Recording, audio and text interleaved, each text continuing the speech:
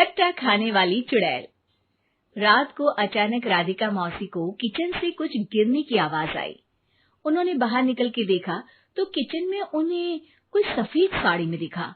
वो चीख पड़ी, हे भगवान, आलतू जलालतू आई भला को टालतू, आलतू जलालतू आई भला को टालतू। राधिका मौसी को चीखते सुनकर श्रवण बाहर आता है भागते हुए। अरे माँ, क्या हुआ? क्या देख लिया? दादी माँ आ गई क्या सपने में? अरे बेटा, रसोड़े में देख तो कौन है? श्रवण रसोड़े में झांक कर देखता है और उसे कोई नहीं दिखता अंदर। अब रसोड़े में तो कोई नहीं है माँ। कोई सफेद साड़ी में नहीं है क्या?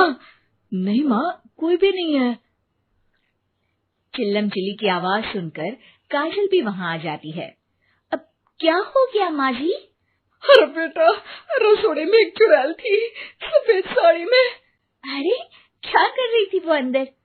अरे बताया नहीं, कल आएगी ना तो पूछ लूंगी। चुड़ैल जी, आपका क्या प्लान है?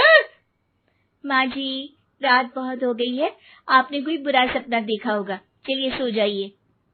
राधिका मौसी सोने तो चली जाती है पर उनको रात भर नींद ही नहीं आती। वो कुछ भी उलझुल बातें सोचने लगती है। कहीं चुड़ैल की वजह से तो घर में टेंशन नहीं हो रहा, कहीं उसी की वजह से तो वो दादी नहीं बन पा रही।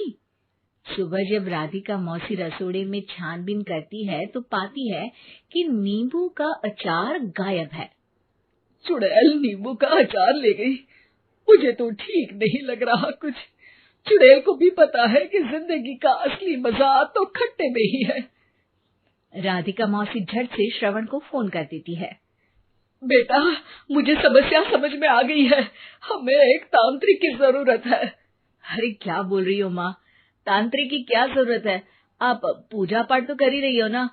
आलतू जलालतू मंत्र सारे फालतू जैसे कुछ मंत्र पढ़ो, चली जाएगी अपने आप चुड़ैल। अरे नहीं बेटा, कभी चुड़ैल को कम नहीं समझते। अरे तुझे पता भी नहीं चलेगा कि कभी वो छल करके काजल की जगह घर की बहू खुद बन जाएगी। क्या माँ, कुछ भी बोल रही हो? कहाँ काजल और कहाँ चुड़ैल? वैसे एक बात बताओ, काजल को अगर गाने के लिए बोल देना तो चुड़ैल काजल की आवाज सुनकर घर तो क्या, धरती लोग छोड़कर चली जाएगी। तुम ना पढ़े लिखे बच्चे हर चीज को मजाक समझते हो। तुम रहने दो, मैं खुद ही तांत्रिक को बुला लेती हूँ। अच्छा सुन, शाम को इमली लेके आना। क्या है कि चटनी खाए बहुत दिन हो गए है ना? नहीं माँ, इमली तांत्रिक से ही मंगवा लो ना, आटा वगैरह भी उसी से पिसवा लेना। देखो मुझे काम करना है।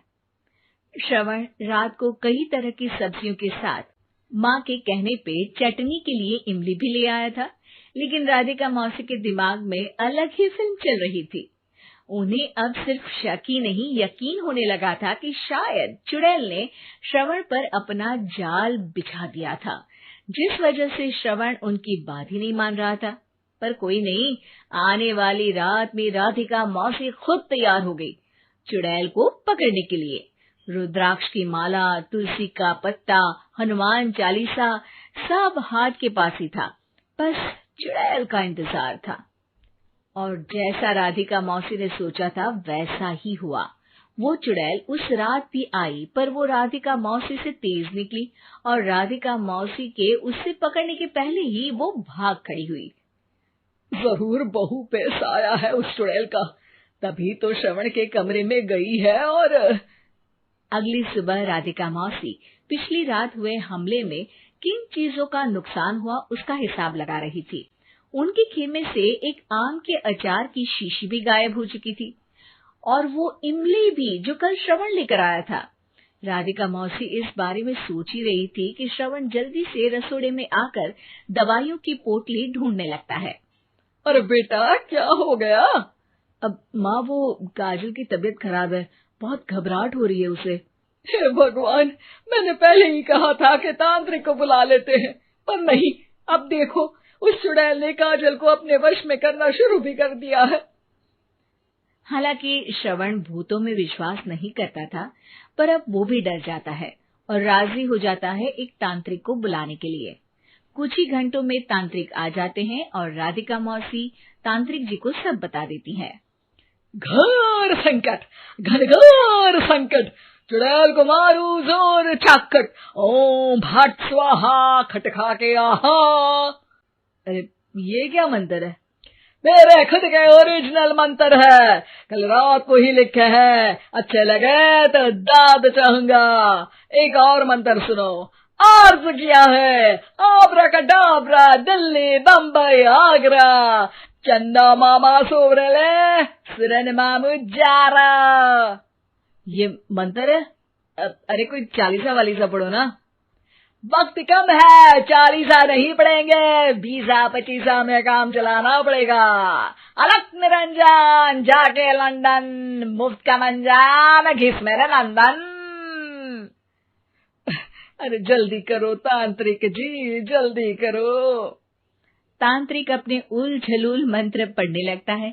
श्रवण को तांत्रिक पे शक होता है। वो अपने एक डॉक्टर दोस्त को कॉल कर देता है ताकि कोई अनहोनी हो तो इमरजेंसी में चीजें मैनेज हो जाए। तांत्रिक धुनी रमाता है, जिसकी वजह से कमरे में काफी धुआं हो जाता है और जिसकी वजह से बहू की घबराहट बढ़ जाती है। अब भागेगी चुड़ैल। हाँ। बहू खांसते हुए धुएं से बचने के लिए बाहर चली जाती है। अरे भाग रही है, भाग रही है। पीछे पीछे श्रवण भी जाता है। बहू एक सोफे पर बैठ जाती है। तभी डॉक्टर दोस्त आ जाते हैं और श्रवण को पानी लाने के लिए कहते हैं। थोड़े चेकअप के बाद डॉक्टर कहते हैं, मेरे हिसाब से जाप का काम पूरा हो गया है। क्या मतलब?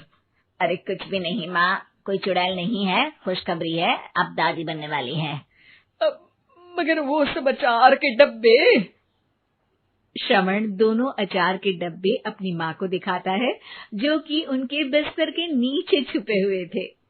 आपने सही बोला था माँ, वो चुड़ैल काजल ही थी जो खट्टा खा रही थी। हमें कल ही पता चला, पर हमने आपको ये तांत्रिक वाला काम करने दिया ताकि आपको भरोसा हो जाए कि भूत वगैरह कुछ होता ही नहीं। अच्छा अच्छा, ये तो बड़ी खुशी की बात है, पर बेटा मुझे एक झाड़ू तो ला दे। क्यों माँ? ये तांत्रिक का भूत उतारती हूँ मैं। अब तांत्रिक राधा मौसी के डर से घर से भाग निकलता है और राधा मौसी उसके पीछे भागती है। अरे संकट ये घनघोर है, तांत्रिक मुआ चोर है।